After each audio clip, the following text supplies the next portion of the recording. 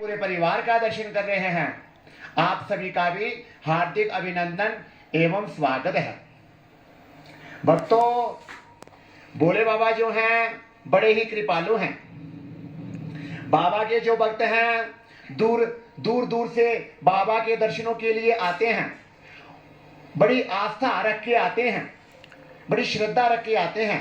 और भोले बाबा ही एक ऐसे देव हैं जो अपने भक्त की आस्था को दुगुना करते हैं। संपूर्ण जगत में, ब्रह्मांड में बाबा ही एक ऐसे देव हैं जो भक्त को हर क्षण महसूस कराते हैं, आभास कराते हैं कि मैं तेरे साथ हूं।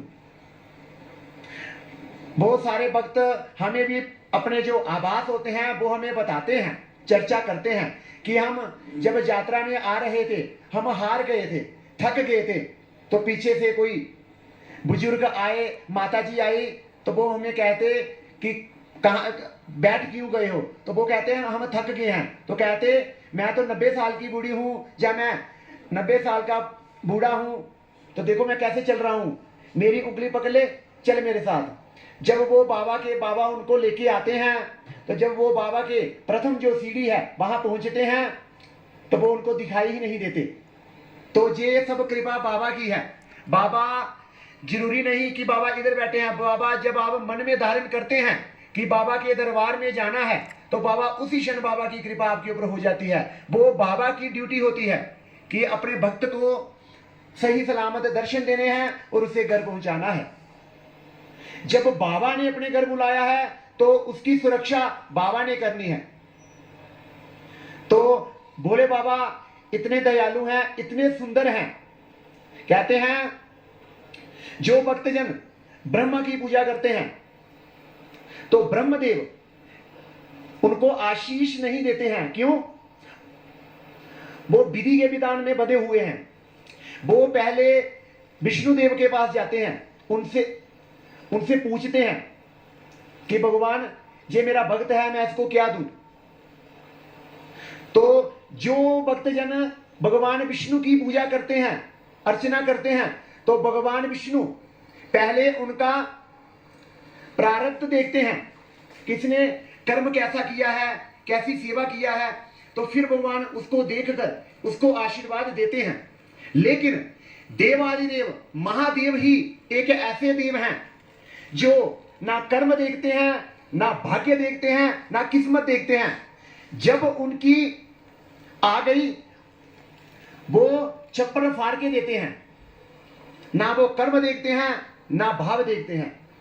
तो कहने का भाव है जैसे ओ मेरा बोला है भंडारी, करता नंदी की सवारी, चाहे राजा हो जा भिखारी, सुनता सबकी बारी भारी।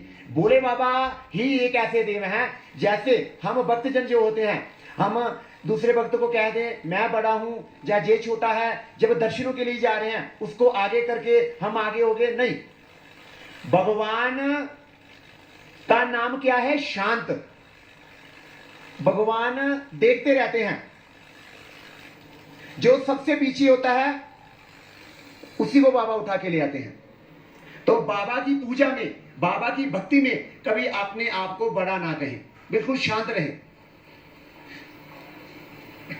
तो भगवान की इस सावन मास में बड़े ही श्रद्धा भाव के साथ पूजा करें, अभिषेक करें, अर्चना करें। और सबसे बढ़िया जो बात है, कभी भी किसी को बड़ा, छोटा, काला, गोरा, गरीब, असहाय कभी ना कहें। क्योंकि गरीब जिसको बनाया है उसको भगवान ने बनाया है, ना कि हमने। उसको गरीब भगवान कह सकते हैं, लगड़ा उसको भगवान कह सकते हैं, हम नहीं कह सकते। हम पाप के बागी नहीं बनेंगे, क्योंकि जो कर्म किया है उसको उसी ने भोगना है। कहते हैं मूकम करोति वाचालम पंगुम लंघ्यते गिरिम जत्कृपं तामहं वंदे परमानंद माधवाम। जब उस परम पिता की, जगत पिता की कृपा होती है तो वो जो गूंगा होता है वो भी चतर चतर करके बोलने लगता है। जब भगवान शिव की, उस परम पिता की कृपा होती है तो जो लगड़ा होता है वो भी दौड़कर पहाड़ियां चढ़ने लगता है। तो ये बाबा की महिमा है। तो जब बाबा की कृपा नहीं है, आप अपने आप कोई ना कोई बहाना बाबा बना देंगे, पीछे रख देंगे। अगर आपके ऊपर कृपा है तो 100 बीमारियां लगी हैं, सारा क्लियर हो जाएगा, किसी में नहीं आएगा। तो ये बाबा शिव की अपार कृपा है। तो कभी किसी का मन ना दुखाएं, दिल ना दुखाएं, तो हो सके तो किसी की मदद करें, कोई गिर जाए उसको उठाएं। यही यात्रा का यही भक्ति है। तो इसी के साथ भोले बाबा की बड़े ही श्रद्धा भाव के साथ पूजा करें। ये हम सभी को सेवा का आगे अवसर मिला है, ऐसे अवसर कभी जीवन में नहीं मिलते हैं। तो इस अवसर को ना गवाते हुए आज प्रातः काल की आरती सभी विप्रजनों के द्वारा प्रारंभ करेंगे। बोलिए शंकर भगवान की जय। बोलो शंकर भगवान की जय।